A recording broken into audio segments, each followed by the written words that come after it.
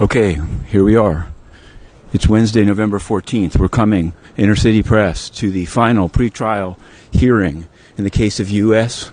versus Patrick Ho of the China Energy Fund Committee, a UN bribery case regarding which Antonio Guterres, the Secretary General, hasn't even done an audit, covering up continued UN corruption. We've come here from covering a UN Security Council meeting. Of course, we couldn't get into the building because Antonio Guterres is such a defender of corruption, so corrupt himself, with his son doing business in Namibia, Angola, Sao Tome, Cabo Verde, that he's had Inner City Press thrown out, banned from the building 133 days. And yet, we're writing 10 stories a day. And yet, we were interviewed on Hong Kong television about this UN bribery trial that we're heading to right now. Now, we got notice of the change of time a little bit late. We also had to cover the Security Council from outside. You can check it out on innercitypress.com. But we're going to go in, up to the courtroom, and we'll have a second broadcast at the end of this hearing. Now, there have been some recent filings. The defense is trying to get excluded the testimony of Cheikh Gadio, former foreign minister of Senegal. See, these guys, in essence, and here's the courthouse, we're about to go in. In essence, this trial is about NGOs, a Chinese government NGO, government-affiliated NGO, China Energy Fund Committee, and a former foreign minister of Senegal, and a former minister of Hong Kong getting together to bribe a PGA, a President of the General Assembly. Third one in a row. The UN is totally corrupt, and Antonio Guterres, rather than clean it up, is covering it up. To be continued. Okay, here we are. We've just covered the last pretrial hearing in U.S. versus Patrick Ho. It was a slaughterhouse for the defense. They lost on virtually every front. The testimony of Gadio will come in. The testimony of Professor Kirby on One Belt, One Road is precluded. The testimony of prosecution expert witness, Mr. Walkout, is in. Hang on, let's turn this around. We literally just got out of the court now. The testimony of Mr. Walkout is in. Testimony will be allowed about Iran sanctions violations pitched by CEFC, except the government has agreed not to mention U.S.-Iranian relations nor terrorism. Jury may have heard of that. The defendant is arguing, interestingly, note to Antonio Guterres, corrupt Secretary General who censors the press, who covers this trial. The defense is arguing that the continued special consultative status of CEFC means they can't be charged with bribery.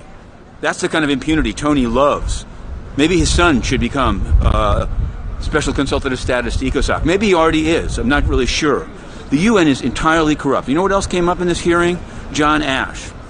These same guys tried to bribe John Ashe. There's audio evidence of Ho and Ashe talking, and it's coming in. It's coming in, which goes to show you that even Ban Ki-moon audited Sun Kian-ip Foundation and John Ashe, Ng Lap Seng. But Antonio Guterres, noted European pontificator about anti-corruption, hasn't done a single audit of CEFC, which is still accredited to the UN, which is arguing that it can't be charged with bribery. There was much discussion of the $2 million to Chad. There was also, again, note to Antonio Guterres and his enablers, and those he raised funds for, and those he takes funds from. The UN-accredited CEFC offered to get weapons for Chad in exchange for oil contracts, also offered arms deals with Qatar, Libya, South Sudan, all of the countries that Antonio Guterres and the UN purport to care so much about civilians in. Their accredited NGO was brokering weapons to kill civilians. This is the UN corruption trial, at the end of which Antonio Guterres should resign or be incarcerated and press freedom restored at the United Nations. We'll be writing a story, to be continued. Okay, we're going to say a little bit more about the case. We've got to be on the move because we've got other places to go. What I can tell you from my copious notes is that virtually every motion, let's turn this around, I guess. We'll do a walking stand-up since Antonio Guterres and Stefan Dujarric seem to believe that a journalist can't actually do a Periscope live stream. It's somehow creating danger or harassment of his staff. The UN is corrupt. Let's go down the line. There was testimony as follows. There was testimony that Ho called Ashe and said, I can make a deal with you as long as there's stuff on both sides. This one goes to show that there was no charitable intent. That was the commentary of Judge Preska. and the testimony is coming in.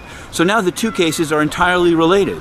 Sheri Yan, by the way, which was the one part that people were writing about, didn't come up once. But John Ashe and Patrick Ho, right there. And most explosively, most disgustingly for the UN, a UN-accredited NGO, CEFC China Energy Fund Committee, still accredited to ECOSOC, defended by the then Czech Republic chair of ECOSOC, defended by Amina J. Mohammed, Deputy Secretary General. Oh, One Belt, One Road was brokering weapons for Libya, South Sudan, and Qatar, offering weapons to Chad. They actually said that's why Gadio was so interested in working with Ho. Gadio, the former foreign minister of Senegal, very interested in keeping Idriss Deby, longtime president of also Francophone Chad, in power by selling. See, it's not even about personal benefit to Deby. That's what people seem to not understand. The fact that Deby ostensibly said, don't give me $2 million in a box, instead make it a charitable contribution, doesn't mean that it's a clean regime. Because what he really wanted is power. Money he's got coming out to wazoo otherwise. To keep power, you need weapons. And here showed up UN-accredited NGO, China Energy Fund Committee, offering weapons untraceable to kill rebels, oppositions, and civilians in exchange for oil. This is what the UN has descended to. NGOs offering weapons into South Sudan and Libya to militias, killers, and appearing in the ECOSOC chamber with Amina Mohammed, talking about the 2020, the 2030 development goals, SDGs. No, SDGs are killers.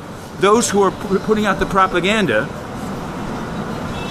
are willfully ignorant at best and censoring the press that reports on it. We're not going to stop. We're covering the trial. And I'm telling you, when the trial is over, the fraudulent activities of Mr. Antonio Guterres since he came into the UN will become clear to many more people. Some will choose not to see it. Some will choose to continue to tell themselves that this corrupt Secretary General is the best that multilateralism can do. It's a sad day for multilateralism here on Canal Street in Chinatown. It's a sad day. Antonio Guterres is corrupt.